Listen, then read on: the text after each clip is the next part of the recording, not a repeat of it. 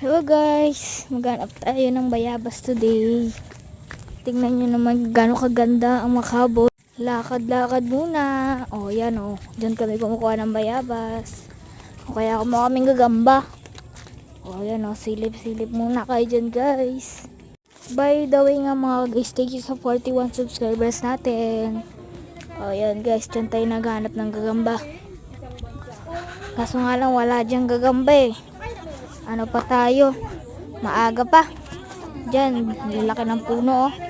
Oh, yan guys oh. Diyan kaya tayo kumukuha ng bayabas.